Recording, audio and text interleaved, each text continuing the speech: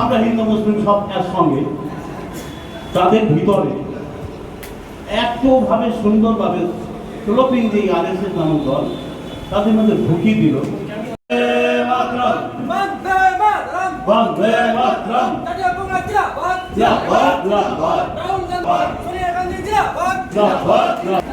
আমি ওনার সঙ্গে সাথী আগামীকাল গতকাল আমার রাত 1:30টা পর্যন্ত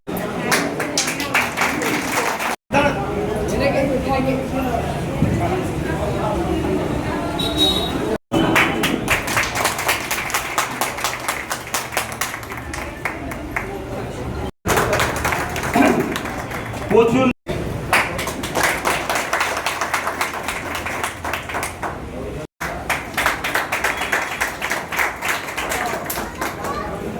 আপনারা সেটা বলবেন, আপনারা আমার সঙ্গে সঙ্গে বলবেন। আপনারা বলুন, আমরা ভারতীয় সংবিধান মেনে আজকে থেকে আমরা জাতীয় কংগ্রেসের সদস্য হলাম এবং কংগ্রেসের পরিবারে আমরা মিলিত হলাম। আমরা অঙ্গীকার করি আমরা সৎ পথে থেকে মানুষকে সহায়তা করব, মানুষের সঙ্গে তাদের সঙ্গে ভদ্র ব্যবহার করে জাতীয় কংগ্রেস একনিষ্ঠ সৈনিক হয়ে এলাকায় নিজেদের পরিচিতি লাভ করব। আমরা আগামী দিন রাহুল গান্ধীর হাতকে মজবুত করব এবং মাতরম বন্দে মাতরম, জাতীয় কংগ্রেস জিন্দাবাদ, কংগ্রেস জিন্দাবাদ, জাতির সাথে জাতীয় কংগ্রেস লড়ছে লড়বে, জাতির সাথে জাতীয় কংগ্রেস লড়ছে লড়বে, রাহুল গান্ধী জিন্দাবাদ, সোনিয়া গান্ধী জিন্দাবাদ, প্রিয়াঙ্কা গান্ধী জিন্দাবাদ, সৌগত সরকার জিন্দাবাদ, আমাদের জেলা নেত্রী নরেন্দ্র চ্যাটার্জি মহাশয় জিন্দাবাদ, বন্দে মাতরম, জয় হিন্দ। আজকে দেখুন সেই সাইনবোর্ডের নিচে আপনারা সবাই আছেন, কিন্তু যারা এই কথাটা বলতো তারা কোনটা আসল কোনটা নকল তাল মিছরির মতো খুঁজে পাওয়া যাচ্ছে। সেখানে আজকে আপনারা আমাদের এই যে বৃহত্তর পরিবারের অংশ হলেন, তার জন্য আপনাদের কাছে হাত জোর করে পূর্ণিক হাত জোর করে নমস্কার। আমি আর একটা অনুরোধ করতে পারি, আমার ব্যক্তিগত মত, যদি এই লড়াই আমাদের বাঁচার লড়াই, এই বাঁচার লড়াই করতেই হবে। তাই আমরা এই হারায় আমাদের মা বোনেদের তাদেরকে আমরা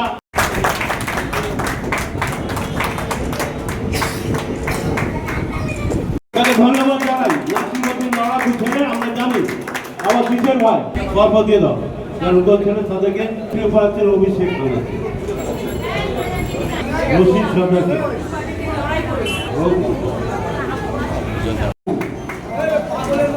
সবাই হাত তুলে দেবে।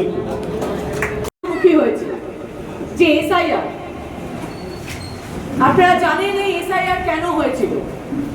মায়েরা আমাকে বলছিলেন, বোনেরা বলছিলেন যে এসআইআর কিন্তু বিজেপি করেছিল, এই আরএসএস পুষ্ট বিজেপি, যারা পশ্চিমবঙ্গে জেতার জন্য আজকে মাইনরিটির ভোট তারা কেটে দিয়েছে। শুধু তৃণমূল কংগ্রেস যে যোগ দিয়েছে এটিও নয়, বিজেপি থেকেও দিয়েছে, আইএসএফ থেকেও দিয়েছে, সিপিএম থেকেও দিয়েছে, এর ভিতরে আছে। তারা একটা জিনিস উপলব্ধি করতে পেরেছে যে এই মুহূর্তে কংগ্রেস ছাড়া অন্য কোনো আদার্স দলকে ভাবা যায় না। সেইটাই তাদের ভিতরের মস্তিষ্কে এখন একটা জায়গায় এসছে, যার কারণের জন্য ওই সমস্ত দলকে ত্যাগ করে তারা আজকের এসে জাতীয় কংগ্রেসে জয়েন করেছে এবং ইন্দ্রানীদির হাত বরাবর মোটামুটি 4টে থেকে 5টা অঞ্চল মিলে আছে। ঠিক আছে, আনুমানিক 130+ আছে।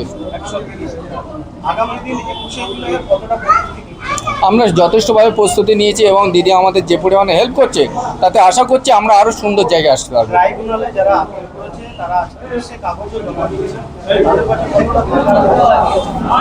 আমাদের একটাই কারণ, আমরা যেটা বলি, আমরা যেটা প্রতিশ্রুতি দিয়েছি, দিদি আমাদেরকে সেই জায়গাটা তৈরি করে দিয়েছে। আমরা হাটানসল চেষ্টা করবো তাদের পাশে দাঁড়াবার জন্য। আব্দুল হামিদ খান, হারোয়া অঞ্চল থেকে আমি। জুলাই কংগ্রেসের আবেগ, যারা মারা গেছিলেন তারা কংগ্রেসের কর্মী ছিল, যুব কংগ্রেসের কর্মী ছিল। মৃতদেহরা দল বদলায় না। দল বদলানোর নামে যেটা হতো সেটা পাগলু নাচের আসর হতো। দীর্ঘ 15 বছর ধরে যেটা হয়েছে আজকে দেখতে পাচ্ছেন যে তৃণমূলের ভেতর ভালো তৃণমূল, খারাপ তৃণমূল, ডিম খাওয়ার তৃণমূল, অমলেট খাওয়ার তৃণমূল, এদের ভেতর পার্থক্য একটাই, কে ওই 1200 কোটি টাকার ভাগটা পাবে। এদের কিছু ছিল না। যারা মারা গেছে, আমি যেখান থেকে আসি, আমি উত্তর 24 পরগনার লেকটাউন চত্বর থেকে আসি। আমার বাড়ির থেকে ঢিলছোড়া দূরত্বে একজন 21শে জুলাইয়ের শহীদ আছে। সেই পরিবার যখন খেতে পায় না বা সামান্য একটা কাউন্সিলরের টিকিট চায়, মমতা বন্দ্যোপাধ্যায় সেটা দিয়ে উঠতে পারেননি গত 15 বছর ধরে। সেই পরিবারের পরিবারের সদস্যকে জোড়া পাতা নিয়ে দাঁড়াতে হয়েছিল, এটা বাস্তব। শহীদ পরিবারদেরকে মঞ্চে তুলতো না, শহীদ পরিবারদেরকে টোকেন হিসেবে ব্যবহার করত। আজকে গত 2 দিন আগে এই হারোয়ার লাগোয়া রাজারহাট থেকে দেবরাজ ধরা পড়েছে। রাজারহাটের নাম আর কিছুদিন থাকলে দেবরাজারহাট হয়ে যেত। দেবরাজারহাট আজ থেকে 15 বছর আগে এক্স্যাক্টলি কোথায় ছিল, তার নাকি 7 মহলা বাড়ি। 21শে জুলাইয়ের যে শহীদদের তো তর্পণের নাম আমরা আপনি সবাই জানি। তাদের বাড়ি ঘরের ছবি আপনারা একটু দেখাতে পারবেন? মুখ্যমন্ত্রীর মঞ্চে যার অ্যাক্সেস আছে, তার বাড়িতে রেশনটা কেন পৌঁছয় না, এই প্রশ্নটা তুলতে পারবেন? সমস্যাটা এখানে দাঁড়িয়ে রয়েছে। 21শে জুলাই আমাদের কাছে আবেগ। সেই সময় দাঁড়িয়ে মমতা বন্দ্যোপাধ্যায় শুধু 21শে জুলাই না, 21শে জুলাই তাপসী মালিক, রিজওয়ানুর, এই বেলানি বসাক, ভিক্টোরিয়া জুট মিলের আমাদের কি জানো, আমাদের যে ভিখারি পাসওয়ান, এই সব শহীদদের মৃতদেহকে পণ্য করে আজকে রাজনীতি করেছিলেন।